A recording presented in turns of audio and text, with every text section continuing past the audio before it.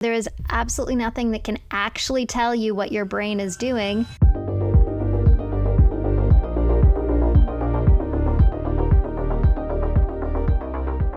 It's very difficult to measure changes in brain chemical levels, aka neurotransmitters, in the brain. Luckily, before these chemical changes occur, there are electrical changes that occur, and these are much easier to quantify. Gone are the days of meditating blindly, just hoping that you get results. Our guest this week is Ariel Garten. She's a neuroscientist and former psychotherapist who co-founded Muse, the brain sensing EEG and FNIRS headset that's so far helped over 500,000 users reduce stress, sleep better, improve meditation, and enhance their focus. As you're about to find out, she's excellent at bridging science, technology, and human potential. If you've been listening for a while, you'll recall that I've mentioned neurofeedback in a bunch of different episodes, and I've recorded other episodes on the subject, such as the one with Paula from Sensei. And yes, I still use the Sensei. It has a lot of features and modes built into it. It's not quite as portable as Muse, and it's a bit more expensive.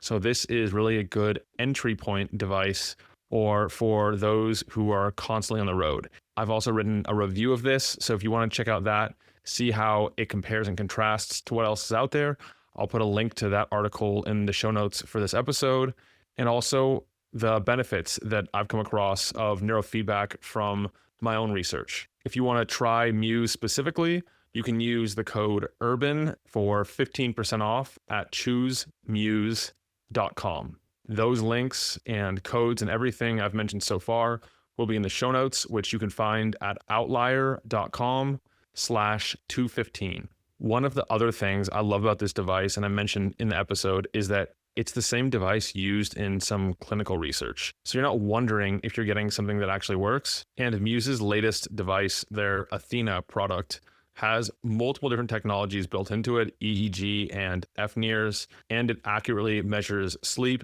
more accurately than the wearable devices do. Plus, digital sleeping pill technology helps you fall asleep faster. So if you have trouble sleeping, or you want to upgrade your meditation routine, or you're just on the fence and have never been able to make it a habit, check it out and let me know your comments. Again, you can get 15% off at choosemuse.com. All right, let's bring in Ariel. Ariel, welcome to the podcast. Thank you so much. It's a joy and pleasure to be here. One of my favorite topics to discuss is the brain and the mind. So before we get started, what are the unusual non-negotiables you've done for your brain health so far today? Sleep. Sleep.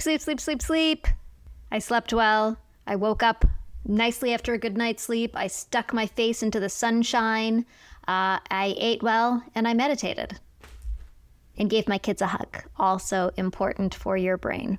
None of that's too unusual, nothing very fringe there, but they're all foundational. So good reminder to focus on those things before going on to the other stuff. How did you get interested in the brain to begin with and involved in this whole world? So first I want to just point out, you said non-negotiables. And so yes, these foundational things that we do in our life are not negotiable, and they're there for a reason. Like the pillars of brain health, sleeping well, loving connection, exercise, circadian rhythms. These are the basics, and you got to nail them. So with that out of the way, my fascination with the brain started at a very early age when I wondered, how is it that we have an experience of life from this thing that we have inside of our head that is doing the processing and is aware of itself? And this is crazy. And so I was fascinated by the brain and how it creates our experience of life, how we perceive a color as red, a table as hard, how does all this happen? So I went to school for neuroscience, and along the way started working with an early brain-computer interface system and experiencing the ability to actually translate my brain activity into sound and light and create feedback. And from there went on the long and exciting path to the creation of Muse.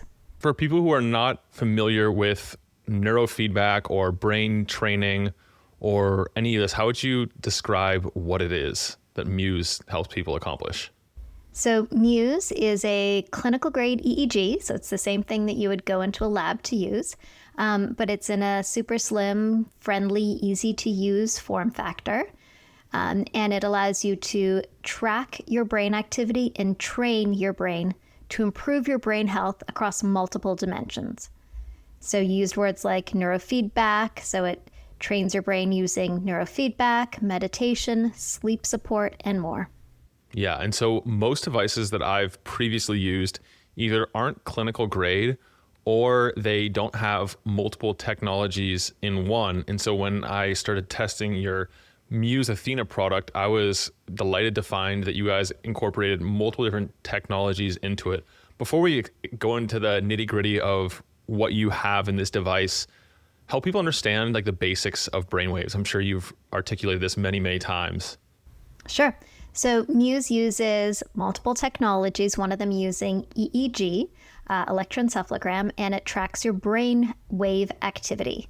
So our brains communicate with our neurons electrochemically. So they have little electrical signals communicating from neuron to neuron. And the sum total of that electrical activity can be read on the surface of your head with a device called an EEG, electroencephalograph. I've got one in my hands right here and another one in my hands right here. And so these devices are able to track your brainwave activity, and your brainwaves are generally thought of as broken into 5 categories. Delta, very, very slow wave activity that happens when you sleep. Theta, activity that happens when you are in a sort of more dreamlike state. Alpha, which is 8 to 12 hertz, slightly higher, but still slow. And that's activity that happens when you're super focused, when you're relaxed, when you're calm. Beta, when you are actively thinking, reading, mentally stimulated. High beta, which can be a sign of a highly thinking, overthinking mind. And gamma, whose specific activity has yet to be totally defined, but shows up across multiple different activities of the brain. So the sum total of our neuronal activity can be read within the context of our brainwaves.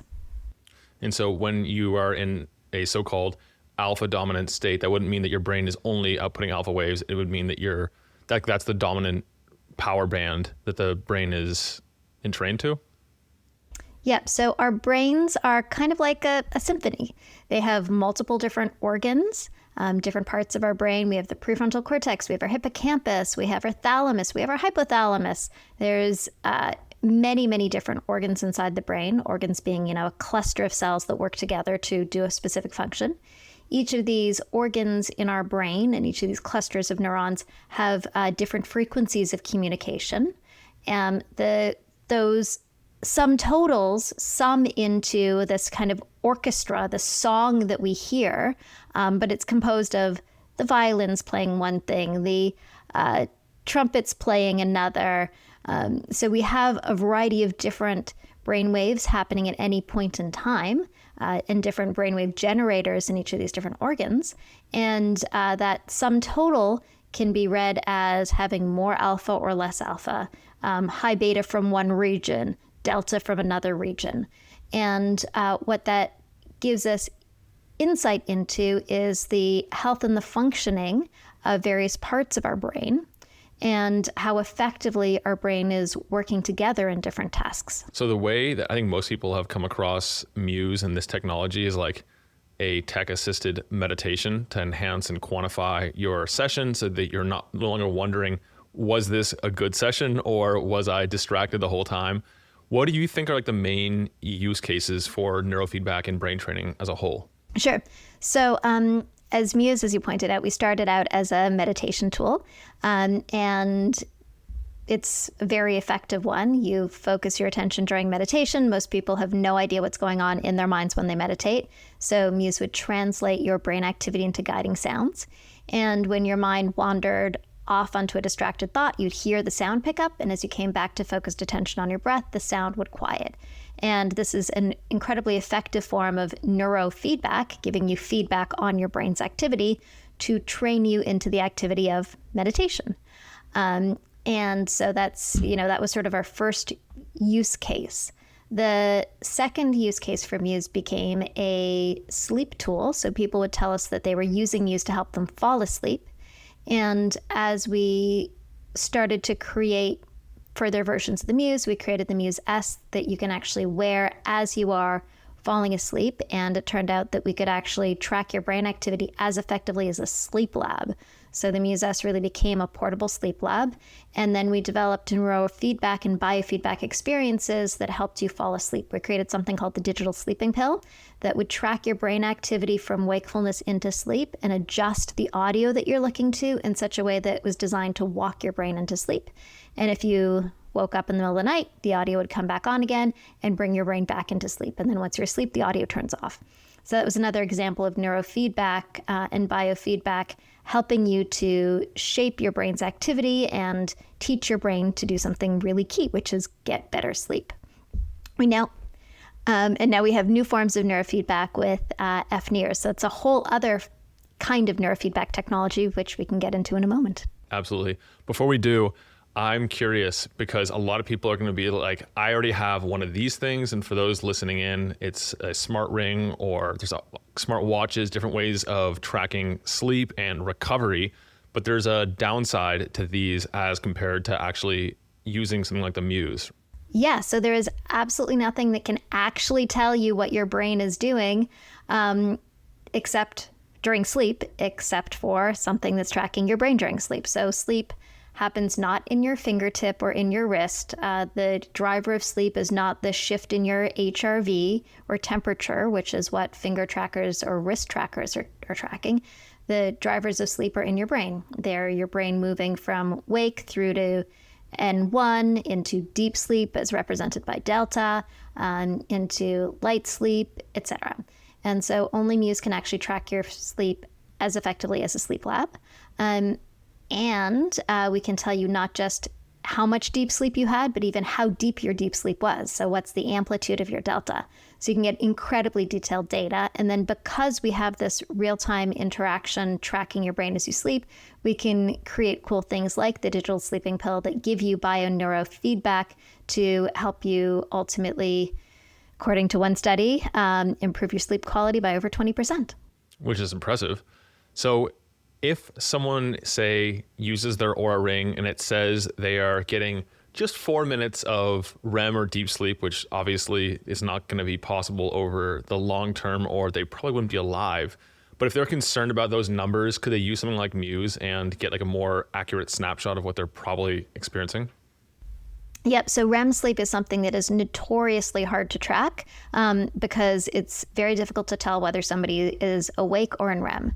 And our ability to track REM sleep is incredibly precise. So there have been Muses widely used in sleep research studies. So sleep researchers, instead of sending their participants to a sleep lab, send them home a Muse to use for 3, 4, 7 nights.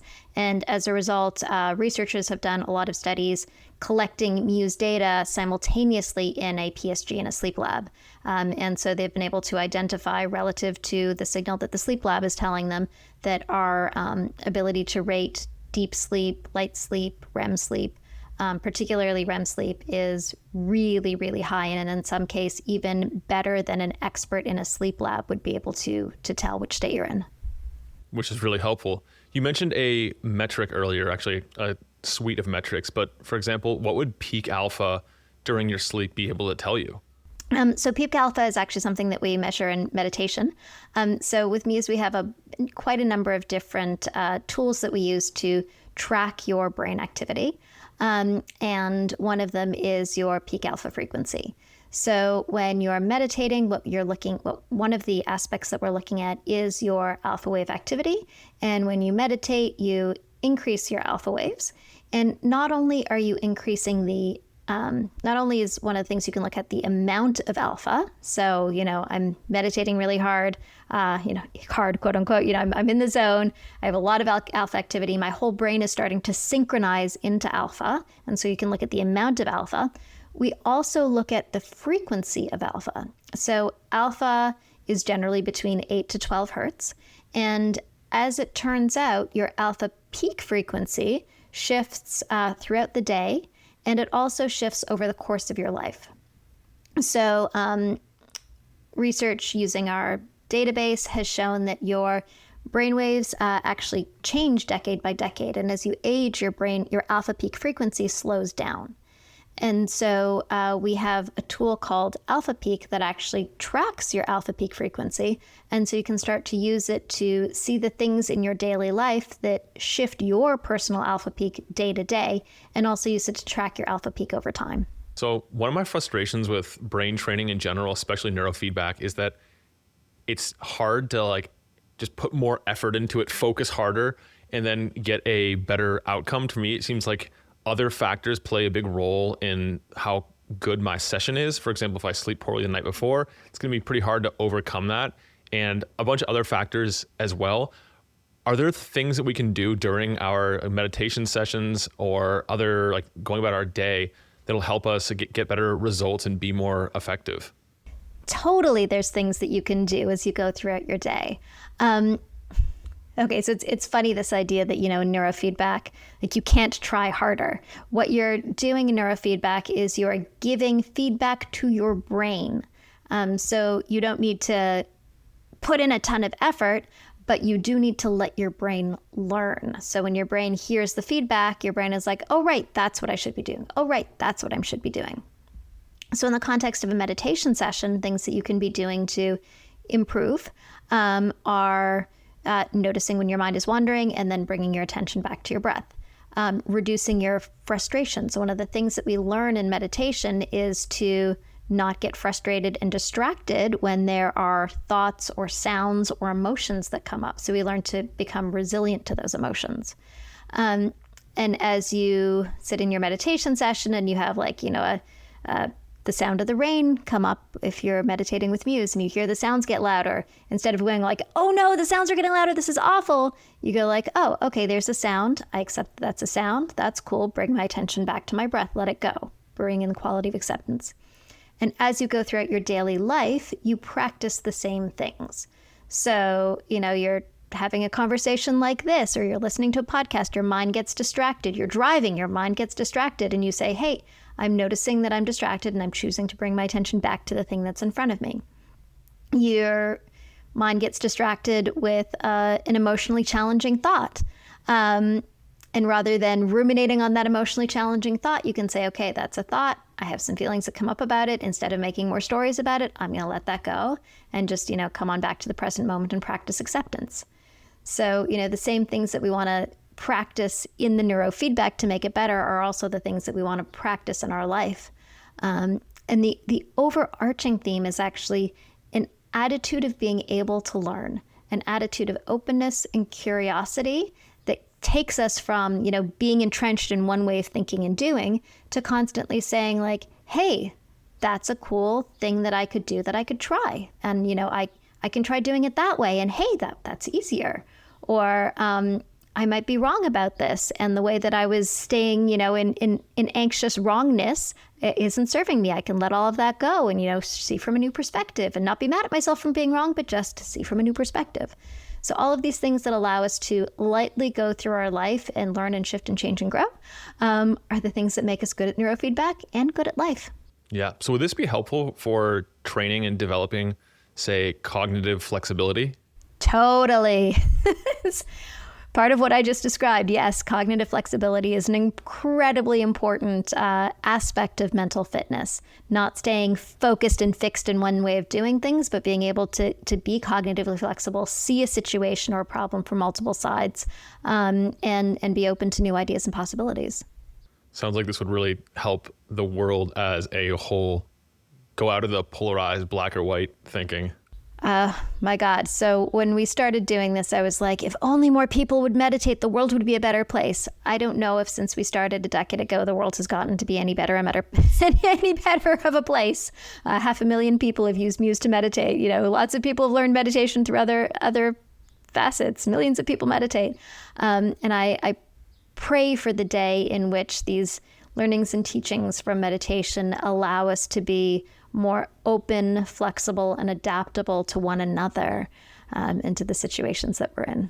So there's a well-known company in the neurofeedback brain training space that their tagline is that you get 40 years of this type of experience in a weekend or a very short amount of time.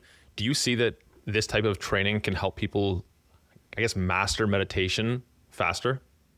Yeah, so we've definitely We've definitely seen that and heard it. So I commonly hear people saying, oh, I meditated for years before this, and then now I've used Muse, and it's like, I learned more in 6 weeks than I've learned in the last 6 months or 5 years. So it's definitely something that gives you a new perspective on it and gives you training. So it's like trying to go to the grocery store and carry heavy things as part of your training to your gym versus going to a gym and having a trainer and having them train you in what to do. So meditation is not the key to enlightenment, and Muse is not the key to enlightenment, but training with Muse is one of the things that teaches you the skills to get there and teaches you in a very specific and targeted way that makes it really efficient and effective. Because it's one thing to commit to a 20, 30, 40-minute practice every day, and it's another to actually feel like you're getting somewhere. And if you're getting started with this, it's hard to know where you are along that journey, or if you just wasted those 40 minutes. You probably didn't waste them, but it can be nice to have that little technological assistance to make sure that you're actually progressing. Yeah, and in studies with Muse, actually, we see progress with a very short number of minutes. So there have been over 200 published studies using Muse, both as a clinical grade EEG and interventionally as a meditation tool or a sleep tool. And so the Mayo Clinic has published, they've run 7 studies using Muse, demonstrating its improvement with breast cancer patients, long COVID patients, Cushing syndrome, fibromyalgia, and more. And in those studies, the instructions to the participants are to use Muse for a minimum of 5 minutes a day. And with a minimum of 5 minutes a day over the course of 6 weeks, we see significant improvements. So one of the studies that they did with their doctors, so doctors at the Mayo Clinic who are super stressed and burnt out, used Muse. They're super busy. So, some of them it was just 2 minutes a day, 5 minutes a day. And they saw on average a 54% decrease in burnout, an improvement in sleep, a reduction in stress, and even an improvement in cognitive function. And that's even from just a short dose. So it's not to say that more isn't better, but even a small amount can considerably help. Yeah, that's really cool. You already alluded to some of the topics I want to cover with you today, such as the impact on COVID and long COVID and other things, perhaps infections that people have, some clinical infections, if you can see any differences in the data. But before we go on to that, what are you actually training? Which brainwaves? Because as I understand it, the trainings have to be calibrated to reward your brain when you enter a certain dominant state, say alpha or alpha theta or delta or whatever. So with Muse, there's lots of different ways that you can use it.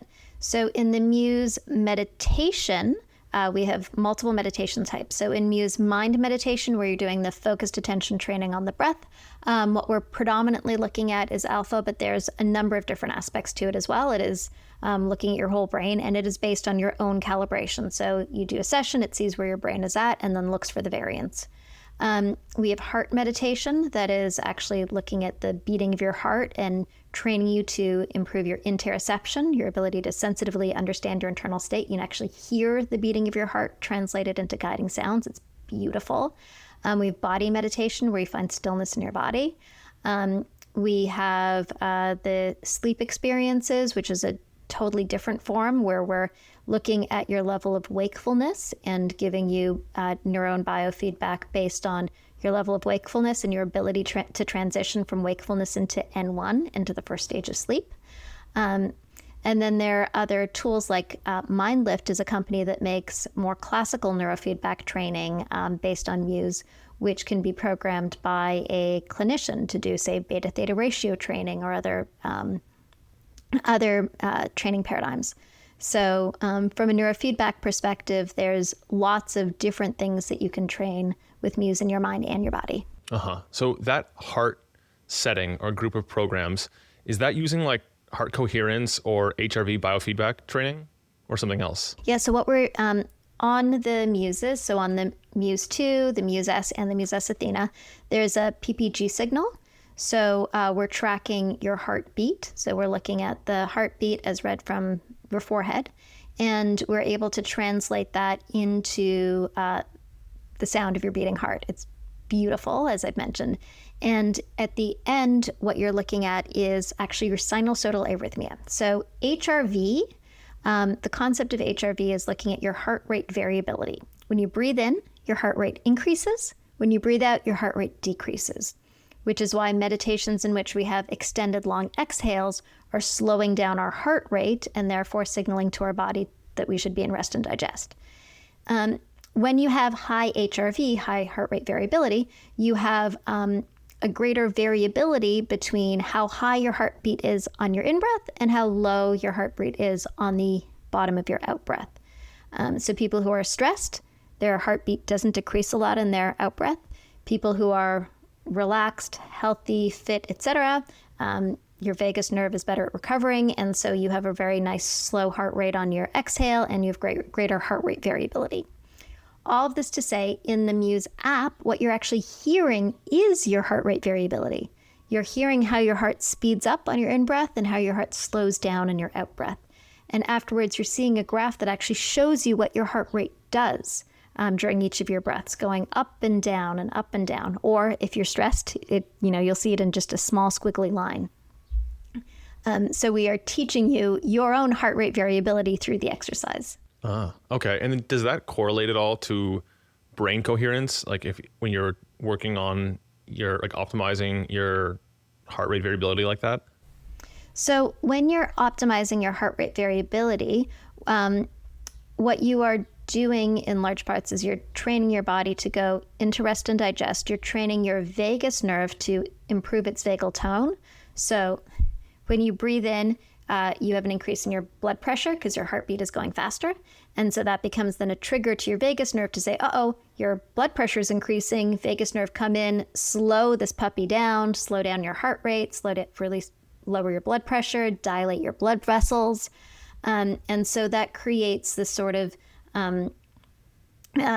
really amazing cardiovascular experience that you have of your blood vessels dilating, your heart rate slowing, and your whole system shifting. And that vagal response is related to your brainwave response because your vagus nerve comes from your brain, down your neck, into your gut. It's a huge, big, vagus means wandering. It wanders throughout your torso and your head. And increase in vagus activity is also correlated with increase in alpha wave activity. So as you're going through that experience of breathing deeply, down-regulating your body, down-regulating your heart rate, you are also shifting your brain waves into a slower, more relaxed state. So that's kind of part of the coherence that happens in the brain and the heart as you shift from more anxious fight or flight state into a more relaxed rest and digest. Greater heart rate variability, lower brainwave frequency, increase in alpha. Wow, there's a lot of different ways of using this, and that's why it's nice to hear from you the different ways that we can approach it, because you guys have a ton of different tracks and programs in the Muse app that really lets people customize the experience to what they're looking for. Yeah, it's if there's one problem, there's too many things in there, because we keep having ideas of new ways to train your brain and body, and so we are like, okay, focused attention meditation. Well, now we should add tracks on Zen meditation and like meditations for being frustrated if you're a college student and for, all these places in your life. So we have hundreds of meditations for all the stuff that comes up in your life. We have all these different biofeedback meditation types. We have the sleep. Then we started to bring in questionnaires. So we have like the GAD-7 and the PHQ-9 to track anxiety and depression. Not that Muse diagnoses or treats any conditions. Then we brought in the prefrontal cortex neurofeedback, a whole other mechanism which we can talk about in a minute. And then we have more cognitive tasks, and we can start to get ERP. So yeah, it really is this incredibly full brain health system to track and to train. It's super exciting. Yeah. So I didn't hear you, I don't think, mention that there's any way of training gamma specifically. That's one that I find really fascinating, and I want to train it somehow. And I've been using a TACS device, and that requires putting electrodes in the head and making sure they're in the exact right place and using the right power. I've kind of moved away from that because it doesn't seem like it's the safest in the hands of someone who doesn't do this professionally. I would agree. Yeah. I think that's stimulation is not something that we do because it's not something that can be done safely. We just passively read and then give you feedback. Yes. Exactly. It seems like a better way of working with the body than against it. Do you have any modes to train gamma specifically? So if that's something that you're interested in, I would actually download the MindLift app because through MindLift you can do that kind of specific targeted neurofeedback. Oh, cool. Okay. Yeah, I know it's more complicated than that too. Like there's like the concept of like sequencing your training. You want to just go from no experience straight into training gamma. You want to like get a nice solid base of alpha, theta, and then go to that. So yeah, I think it makes sense that you wouldn't expose that to the average user. Another fun way that you can potentially train it is using 40 hertz sound and light, which is something that we've also explored putting in the app, but we have too many things in the app. Someday you might magically discover that we've put in 40 hertz sound and light. But there is good research that demonstrates that simultaneous sound and light 40 hertz is able to facilitate a gamma-like signal in the brain and even able to create a rhythmic lymph movement that seems to clear amyloid beta. So far, it's all mouse model research. A friend of mine from MIT has a company focused on commercializing it. So has promise. Yeah, I have a device that does that. I can't say the first handful of times I did it, I noticed a big state shift, but now like it doesn't create a very noticeable effect, but it is interesting. Yeah, it's fascinating the range of technologies that we have coming out to help us train our mind. It's really a new frontier. All right, so you've now mentioned several times another technology that is baked into this device that was part of what really sold me on choosing this specifically, choosing Muse, if you will. Tell me about FNIRS or FNIRS technology. Yes, it is functional near-infrared spectroscopy. So Muse is the only device that has both EEG, that's been validated in hundreds and hundreds of research papers with the Muse itself, as well as a brand new technology that we've integrated, FNIRS, functional near-infrared spectroscopy. So FNIRS is incredibly cool. So you've probably heard of an fMRI, and what an fMRI does is it is tracking the blood oxygenation in various parts of your brain to see which parts of your brain are working. So in an fMRI machine, they might have you imagine something, and then they would see the amount of blood flow and oxygen specifically in that part of your brain, which would indicate the part of your brain that is working during that activity. FNIRS is functionally like a little fMRI machine, but it is tiny. So it's these sensors here. And it's using not a huge big magnet like an fMRI machine does, but instead it's using light, near infrared spectroscopy. So it shines red and infrared light into your prefrontal cortex, and the light is actually able to penetrate through the skull and right to the edge of the blood-brain barrier. And we are able to look at your level of oxygenated and deoxygenated blood in your prefrontal cortex, the front of your head, and we can look at it separately in the left and right hemisphere. So we're actually able to see the amount of oxygen coming to your prefrontal cortex and the amount of oxygen that is used by the activity of your prefrontal cortex. So we can actually see when your prefrontal cortex is working, how much oxygen is being sent to it, how much oxygen is being used up by it. And then we can also train your prefrontal cortex to demand more oxygen and more nutrients to be able to build its functionality and endurance. So to actually build its functionality, its strength and endurance, how are you doing that? So we have an amazing new exercise inside of Muse. We call it Athena's Owl. And it's a neurofeedback exercise where you're looking at an owl. And as you are able to increase the blood flow to your prefrontal cortex, the owl flies. And the more oxygen you bring to your prefrontal cortex, the faster and further the owl flies. And it turns out that this is a really effective form of neurofeedback training and has been demonstrated to be able to improve attention, focus, and the overall function of your prefrontal cortex. Have you or any researchers looked into the combined synergistic effect of training EEG and then also the heart coherence or PPG and then also using FNIRS at the same time? Because it seems to me like they would probably have some beneficial overlap, but I don't know if I've seen anything about that specifically. Exactly, because there are not a lot of easily accessible devices that have FNIRS, PPG, and EEG all in one. So we have lots and lots of researchers who have purchased Muses, both to use as pure research tools as well as to do neurofeedback research and studies on it. The device just came out, so there's nothing that's been published yet, but like these are exactly the kinds of studies that are now underway because this device finally exists. And so I know when I did my first Athena Owl session using FNIRS, it was very hard. I struggled, but then it started to get easier with time, and I kind of just figured it out. And it seems like breathing, which makes sense because you're measuring brain oxygenation of the prefrontal cortex. Actual deliberate breathing made a big difference. What are some other ways that people can enhance the blood flow and oxygenation of their prefrontal cortex if breathing has a close second or third? Exercise. So there are cool studies demonstrating that people who have better overall cardiovascular fitness, there's one study that looked at amateur runners versus sedentary college students, and those people who were amateur runners, had better cardiovascular blood perfusion of their prefrontal cortex, so more oxygen developed there, and they perform faster on things like a Stroop task. So exercise really not only improves your blood and your vasculature, but in your body, but also improves the nutrient and energy resource delivery to your brain, which allows your brain to work better.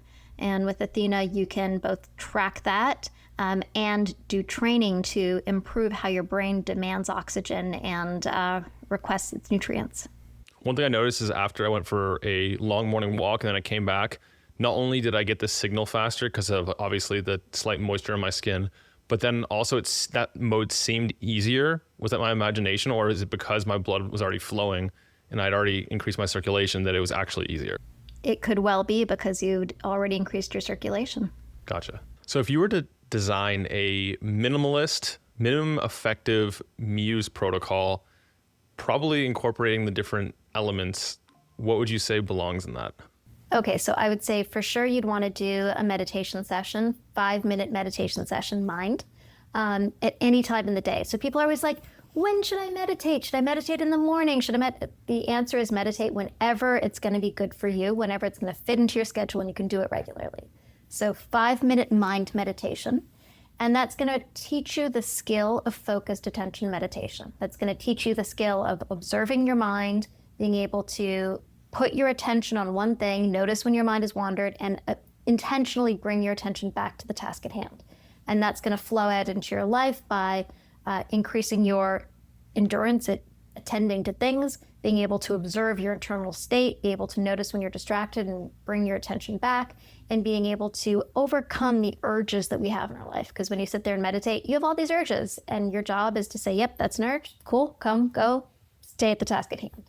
So for sure, minimum, if this is minimum 5 minutes, if this is like optimum, 10's great, 15's awesome, 10's fine, minimum 5. The next thing I would do is a Athena session. And I would do that minimum of 3 minutes. 5 minutes is good, even 3 minutes is okay. You can fit it in anywhere in the day when it's gonna work for you. And that's going to, again, train your attention and train your brain's endurance, your ability to stick with the task and train your brain to demand more oxygen to be able to maintain its attention on the task. And then I would do some form of Muse before I went to bed to improve sleep. So sleep, you asked me at the very beginning, what's like the non-negotiable for my brain health? Sleep. Sleep is so incredibly important. And many of us don't sleep because we're too anxious, because we're going through perimenopause, because we just have insomnia and don't know how to sleep. And so Muse has a variety of tools to help you sleep. Meditations to help you calm your mind before bed and let go of your troubles and worries. The skill that you learned in focused attention meditation helps you move your mind away and let go of your consciousness and come into a sleep state. And our digital sleeping pill specifically helps you with neurofeedback to walk your brain into sleep. So there's lots of different, we have guided journeys, we have soundscapes, we have so many different things to help you sleep, because sleep is critical for your brain health. So, my minimum viable Muse usage would be 5-minute meditation, 5-minute Athena, and make sure you sleep. Muse can help. Yeah, that's a really good one. And for the digital sleeping pill specifically, I think you mentioned that it helps you get into the first stage of sleep more efficiently, more effectively. What about amplifying like the deep sleep or the REM sleep? Have you guys looked into that at all? Totally. So we have lots of fun researchers that use Muse to enhance delta waves, to look at targeted memory reactivation. These features are not yet available in the Muse app. They're still in the research phase, but over time, if you're a Muse user, you know that we innovate things and we roll them out to you pretty quickly. So as you have your device, as we come up and, really validate these innovations are effective and validate them through, large scale science experiments, and we then bring them into the app for your usage. So one of the things that we have several research collaborators do is deep sleep stimulation by using an audio tone during delta waves. So there's lots of research that's demonstrated that when you play a tone at delta frequency, usually 1200 to 1500 hertz, you can increase the quality of deep sleep. And when you do that particularly phase locked to the upswing of the delta, so your delta waves go up and down, basically in this beautiful slow 1200 millisecond path. And when you stimulate the audio on the upswing of the delta, it seems to be particularly effective at helping to enhance deep sleep. So we have several research partners that are currently doing studies, are about to start their studies with Muse, stimulating during delta. And so we will, over the next year or so, see the effects and the outcomes of that. And the tools that we've built for research will hopefully soon become tools available to the consumers too. Yeah, I love that you guys roll it out to consumers, assuming it passes through research safely and effectively. It's got to pass the research muster first, but when it does, beeline to consumers. Yes, and that's something that I wanted to discuss with you as well as safety, because it seems like these technologies could be totally benign and harmless. Worst comes to worst, they don't do anything. But like a lot of experts in this field warn against using any old device because you don't want to trust your average person, your average thing with your brain, because you don't want to train the wrong things. It gives me a little bit of levity and confidence to see that Muse is used widely, not just across consumers, but also in clinical research. Yeah, so for us, it's incredibly important that we just don't give you any old brain hack, and that the stuff that we do deliver has been strongly validated. I think I literally spend my day on call with neuroscience researchers talking about different tools and techniques. And so, when you ask the question about gamma stimulation, that's not in the Muse app, because I don't think that that's like a thing that we want to be doing every day willy-nilly. What is in the Muse app is proven, well validated techniques that have been demonstrated throughout time and throughout science to be really efficacious. So, you mentioned brain stimulation and electricals. No, we don't go there because it has not yet been demonstrated to be safe and effective. And I think that's quite an important standard for everybody in the neurotech industry to take on, and to be incredibly transparent about the methodologies that are involved and the level of evidence that's available for the training. Because you want to make sure that what you're doing is effective for your brain. And so we choose only those things that have very validated efficacy across multiple different populations too. So Muse, researchers use Muse interventionally with Parkinson's patients. So there's 3 studies going on currently using Muse's meditation interventions with Parkinson's patients to see if it can help improve Parkinson's symptoms. So it's the same thing in Alzheimer's and older adults. So it's important that intervention works not just for the average individual, but also works effectively across multiple populations. And that's something that takes really rigorous testing and is like a nonstop. The testing and the validation never ends, because there's always new innovations and populations to make sure that you continue to test with and to validate and to see the efficacy. Yeah. For those individuals, are they using one of the normal modes that's in the app, or is it a special program designed for them? 3 studies. There's one at the University of Rhode Island, and they're just using the basic Muse app, and patients come into the lab several times a week to use just basic, as is what all the consumers have available to them. There's a second study that's going to be starting at Baycrest Hospital in the Center for Aging and Brain Health Innovation, and that's a study with caregivers and Parkinson's patients.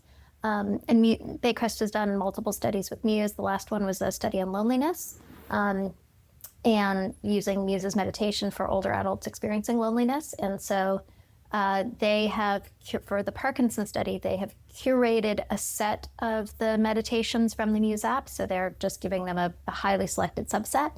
And we, for our research studies, are able to customize what the subjects in the study have access to and what the protocol is.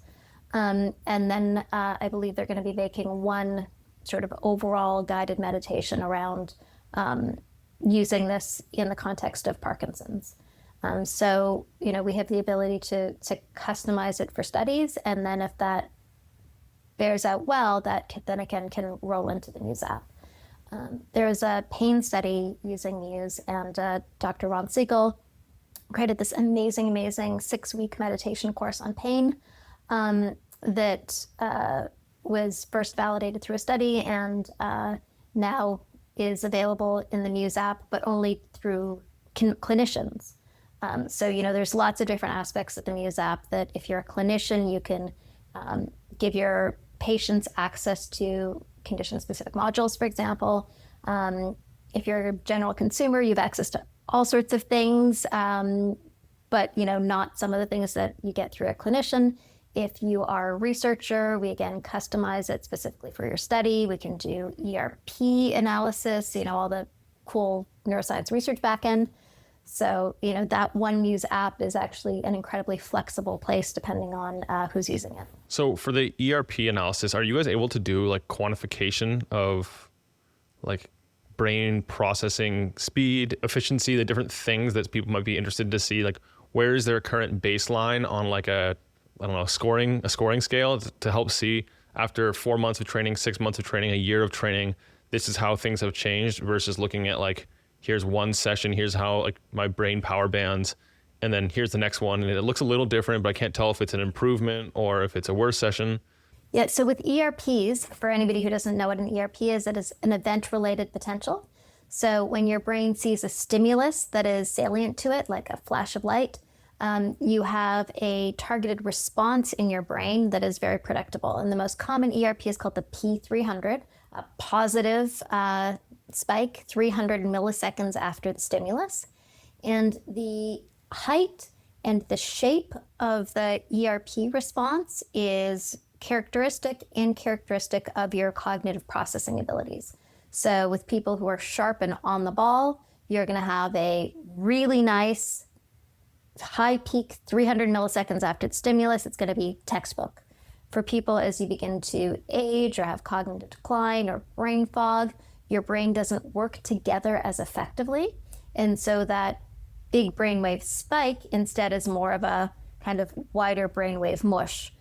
So your brainwaves are not all spiking simultaneously. Your neurons are not all communicating the same way simultaneously. And so you see a spike that's often more than 300 milliseconds. It's delayed. The peak is not as high because everything's not working together as effectively. And long story short, with Muse, we can see all these things. We have a timing chip on the Athena, on the new device, that gives you really precise, beautiful ERPs.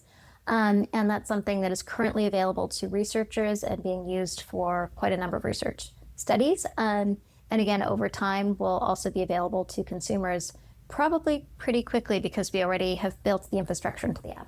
Oh, that's really exciting. I had no idea. And that unlocks so many doors for the consumers like us. Yeah. And I also hate this word consumers. It's like, it's a word that you use to shift the identity between a researcher, a clinician, or a consumer, but it's like just for people who are curious about their brain. Yeah, you're right. It's much better for people, not just for researchers. You already mentioned the ERPs. When you look at people's Muse results, of course, it's going to vary depending on their circumstances and from one session to the next. But are there any things you can tell by just looking at the overall session results? You mentioned peak alpha earlier. From the brain power graph or from the other stuff there, can you see, okay, this person probably has an infection, perhaps they're dealing with long COVID, perhaps there's just some kind of issue in their biology somewhere? Like, what can you tell from just looking at the overall results? So the long COVID one is interesting. So again, Muse can't diagnose, it can't detect infection. But for long COVID, we did a study with the Mayo Clinic where that was actually recently published, where they patients with long COVID used Muse for 3 months, and they saw improvement in their brain fog, in their mood, in their cognition, and like Mayo was thrilled. It's now part of their baseline recommendation for long COVID treatment, which is amazing. And then we did a study with Mayo looking at that data and analyzing what the brain of somebody with long COVID looks like versus the brain of just a normal person in the normal population who uses Muse. And we were able to come up with a classifier that looks like it's about 90% accurate at identifying the brain characteristics of long COVID. Now, it's a machine learning classifier, so I can't tell you, we don't know exactly which characteristics it's pointing to. We're at the beginning of this work, but all to say, yes, the holy grail here is to be able to look at a brain's characteristics and then be able to identify disease or biomarkers for your brain's health or ill health. We're still far away from that. This is still early research, but ultimately, hopefully this becomes a tool that becomes better and better at decoding our underlying brain health to help us make better decisions. So one of my favorite features of the app is the ability to see what your brain is doing in real time and then see how different interventions you're perhaps implementing affect your brainwaves. So I was using the Muse Athena yesterday, and I have an Apollo Neuro wearable, was using that, and I put it on sleep mode, and I saw a big spike in my delta brainwaves, which I found surprising because usually you don't see that during the daytime, but it actually registered on the Athena. Oh, that's awesome. So I wonder so first of all, Apollo is great. It's a very cool tool. I wonder if they're actually stimming at delta. And so you saw an entrainment effect in your brain of that delta activity being stimmed with Apollo. Yeah. And so I've been going around playing around with different devices I have. I have like a vagus nerve stimulator here. I'm not sure if that's going to interfere with it because obviously it's putting electrical current through the body, so it might mess with the brainwave readings. Is it possible to get accurate readings on these types of things? Yeah, so I would just say do the stim. What is it stimming at? Is it stimming at alpha frequency? Is it what is their stim parameter? So there's lots of different ways to stim. Vagal nerve stim, depending on, again, where it is this going to be are you stimming the auricular, in which case you might really be interfering? Are you stimming down your chest, in which case we probably won't have electrical interference? Anything that you're seeing is probably like a signal transmission through the body. You can try, what is it like when the stim is on versus the stim is off? Do I see an immediate effect right after that there's, elevated alpha activity or other activity that even after I turn the device off is remaining elevated, in which case as soon as you turn it off, you're no longer having electrical interference. So yeah, with the electrical devices, you do have to wonder, is it simply electrical interference? And so the way to test that is to see what the long tail of it is once you turn it off. Yeah, and I always do a baseline of a few minutes before I apply the intervention, just to make sure that it's not my current baseline, just to see, okay, at 4 minutes in, this is what happened. And then, yeah, it's probably ideal to turn it off and then see what happens after I disable the device. Very cool. Those are very, very fun experiments to do. I'm curious about the outcomes there. Yeah, and so I'm publishing a review of the Muse Athena, and I will outline some of my experiments there.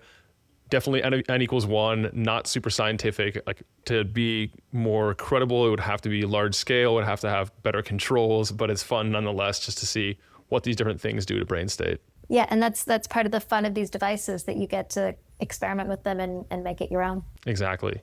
For the health optimizers, the advanced ones, or maybe biohackers, what would you say they can do? Any like nutrients they can add or remove, or perhaps not actually do this, but research this to get better results, maybe enhance neuroplasticity or synaptogenesis, different parts of like the whole growth experience of using Muse? So, great question. Important thing to say, I'm not a doctor. I'm not treating you as your doctor. Please go and check out these recommendations yourself. What I do and love is omega-3s. Your brain, the myelin sheath around your neuronal bundles, is made out of fat, which is actually composed of DHA, which is the stuff inside your omega-3 fatty acid pills. So omega-3s are incredibly important. Vitamin D, highly anti-inflammatory, key for the brain. Those are basics that you know. The other things that start to get a little bit fancier, vitamin B2 and a lot of the B vitamins increase the mitochondrial output in your brain. So B vitamins can be very healthy for your brain. Nicotinamide riboside, true niagen, any of the things, M&Ms, anything that's going to upregulate your NAD plus is really, really good for your brain function, as it is for your general cellular function, so it seems. Curcumin is great for the brain because it can decrease inflammation, but it's hard for it to get into the brain. So there's substances like Longvita curcumin that have been adjusted with lipid tails to help permeate the blood-brain barrier. I am a big fan of polyphenols in all forms, particularly in the fruit forms that you find them in. Blueberries, cherries, anthocyanins can be excellent for the brain. You asked specifically about like neurogenesis, building new neurons or new dendrites. There's evidence that demonstrates that lithium orotate, can be effective at increasing dendritic growth. Again, that's one to research on your own. And I also like the biggest brain hack, which is exercise. Exercise is a massive brain hack. HIIT exercise, really important, stimulates neurogenesis. I used to work in a research lab where my job was to count the number of new neurons that were born in a rat's brain. And so we're looking at neurogenesis specifically. How did we stimulate this neurogenesis? Not with fancy chemicals, but simply by putting the rat on a running wheel. And when it ran on the running wheel, it stimulated the growth of new neurons in its hippocampus. So exercise is one of my biggest brain hacks. Yeah. You can never go wrong by adding the right dose of exercise, the right amount of sleep. Correct. Non-negotiables. The way I do it, I'm curious your thoughts, is I will use things, take things, eat things, move in a way that supports neurogenesis and stuff like that. I'll even take some supplements that help with that, and on my heavy train days especially. And then after the session, I will spend a little extra time in recovery to help my body adjust and acclimate, because that's the brain also, like the body, grows and improves in different ways during the rest periods. But like for me, it's like on the days that I'm gonna have a especially large Muse session or multiple Muse sessions, that's when I do things to help my body adapt to the training stimulus more effectively. Absolutely. So to me, the pillars of brain training are work on your focus, your clarity, your cognitive performance, work on your endurance, and work on your recovery. All of these things are key to how you train and improve your brain, and support that with good nutrition, recovery. So sleep is a huge piece of recovery. Support it with exercise, and of course, support it with the loving connection of the people around you. And, those are some key ingredients for a healthy and happy brain. Mm-hmm. When you do your training, are you doing it 7 days a week, the same amount of time each day, or the total amount of time you have available? Or are you varying it, say, 5 minutes, then 20 minutes, then 10 minutes? What's your optimal? I have kids. That's my answer. I have children. I have two of them. What would be your optimal, I should say? One of them is younger and one of them is older. So my schedule varies dramatically depending on what's going on with my kids and how, because I optimize for time with them and I try to bring them into my training workouts, my brain training workouts, my meditation, my physical fitness. My best physical fitness is throwing my 3-year-old up in the air as she squeals in delight. And sometimes that can be for 2 minutes, 5 minutes, 8 minutes, depending on what she can bear and how much crying is ensuing because, milk is desired next. So, part of training is also being able to flow with the punches and be adaptable and flexible. So it varies day by day. For someone who has a little more time or energy availability, do you think it's better to keep it or to try and keep it at a certain length or to have more variability if they have the ability for it? I think variability is key. You, of course, want to try to achieve some minimum threshold. 7 minutes of exercise is good. 12 minutes of HIIT is better. Each exercise has its own appropriate dose. You don't want to overdo it. I was going to say you don't want to underdo it, but underdoing it is also fine because a little bit is better than none. And I think we want to be able to have our lives be flexible and responsive and our training be flexible and responsive to our life. We don't want to be too rigid about anything because it causes its own form of problems, but we want to be sufficiently disciplined to stick to our training and stick to our goals. So it's a balance. What a balanced approach. It seems like you've been getting your brain training in and you have that cognitive flexibility. It's the goal. Okay, so we've been going for a while now. Are there any myths or misconceptions that you think are important to address before we start to wind this one down? Oh, that's a great question. So cognitive training, people think about doing things like crossword puzzles or playing Lumosity. And when you're doing your cognitive training, you really want to think about the transfer effect, not just am I getting better at doing this thing, but how is this thing applying to my real world life?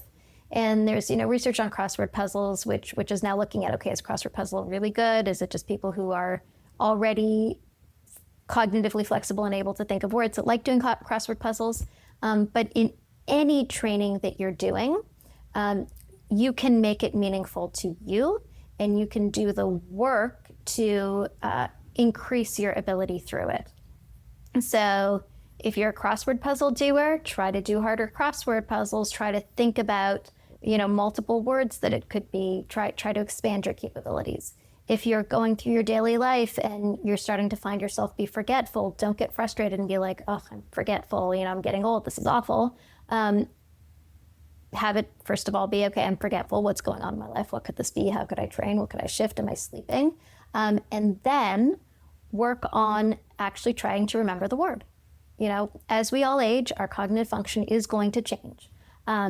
But we can put effort into maintaining our function as we age by putting our attention to it and continuing to work the muscles of our brain. Our brain doesn't have muscles, but continuing to work the skills and capabilities so that we can maintain them as we get older. If you find yourself being forgetful, stop and think about what the word is. Don't get frustrated. That's only going to make it worse. Practice managing your frustration and your expectations. It's also a skill. And eventually find the word, and that's going to strengthen your brain's ability to find the word the next time. So, always be aware of how you can work what's going on in your life to make that training, and every moment of our life is a moment of training, a moment of learning, a moment of skills, a moment of being more skillful than we were a moment before. Find how we can use the moments in our life to actually have benefit for us and make not only our skills better, but our life more meaningful. So, why does it matter that you can remember more? Well, not being frustrated at yourself is nice. You can remember your friends' birthdays. Social skills are a whole other set of cognitive, emotional abilities that we can train. And when we train them and improve them when we reach out to friends more often, when we remember people's birthdays. It strengthens those connections and strengthens our quality of life and their quality of life. So I think we also have to think about brain training and physical training, not just in the context of like getting better at this one thing, but in the context of how is this really improving my overall quality of life and the quality of life of people around me. And to, make the right choices. Don't overtrain if it's no longer serving your purpose of living a rich life. So train the things that matter to you. Beautiful. Well, that's a good note to start wrapping up on. If people want to try Muse or to connect with you, how do they go about that? Oh, so if you want to try Muse, it's super easy. You just go to choosemuse.com. And we have Athena's there, as well as Muse 2, our last device. And you get access to the app and all the fun innovations that we continue to create, and an awesome community of engaged people. And if you want to shout out to me specifically, you can reach me on all the socials at choosemuse. Perfect. And your team was very kind, and they set up a code for my audience. If you guys use Urban, that will save you 15% on the Muse products. And personally, I've been using the Athena and think it's a pretty cool tool to have around. Thank you. Yeah, it's incredibly exciting that it exists, and we've enabled all of these abilities in this one little box. It's so cool. It's nice that it's so portable too. I don't need to check a whole bag just to carry this around with me. Awesome. Well, this has been a joy and a pleasure. I was about to say the same thing. Thanks so much for joining me on the podcast today. Great hosting you and picking your brain about some of these really cool and important technologies of the future. Wonderful. Have an awesome day. You too. Thanks. Thanks for tuning in to High Performance Longevity. If you got value today, the best way to support the show is to leave a review or share it with someone who's ready to upgrade their health span. You can find all the episodes, show notes, and resources mentioned at outlier.com. Until next time, stay energized, stay bioharmonized, and be an outlier.